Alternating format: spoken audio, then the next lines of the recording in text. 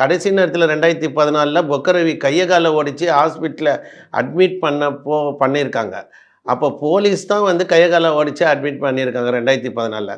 அப்போ என்னென்னா ஒரு ராயப்பேட்டை ஆஸ்பத்திரியில் ஒரு ப்ரீவியஸ் அக்யூஸ்டு அதுவும் ஒரு 15க்கு மேற்பட்ட கொலைகள் பண்ணியிருக்கிறப்போ இந்த பாதிக்கப்பட்டவங்களால் இன்றைக்கி வந்து பொக்கரவிக்கு வந்து ஒரு கொலை அச்சுறுத்தல் இருக்கா எங்க நல்லவனாக இருக்கட்டும் கெட்டவனாக இருக்கட்டும்.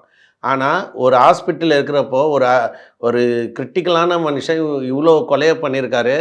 இவரை ரிவெஞ்சில் கொலை பண்ணுவாங்கன்ட்டு ஏன் காவல்துறை அதிகாரிக்கு தெரியல. ஏன்னா இப்போது A+ கேட்டகரியில் இருக்கிற நாகேந்திரன் பரோல்ல வெளியே வந்தால் 100 போலீஸ்காரங்க காவலுக்கு நிற்கிறாங்க. இவ்வளோத்துக்கு அவர் 2 இல்லைன்னா 3 தான் அடிச்சிருப்பார். 2வது கொலை பண்ணுறப்போ ஒரு கட்சிக்காரரை கொலை பண்ணாதுன்றதால தண்டனைப்பட்டுட்டு ஜெயிலுள்ள இருந்து பரோல்ல வெளியில் வர நாகேந்திரனுக்கு 100 காவல்துறை அதிகாரிங்க பாதுகாப்புக்கு இருந்தாங்க.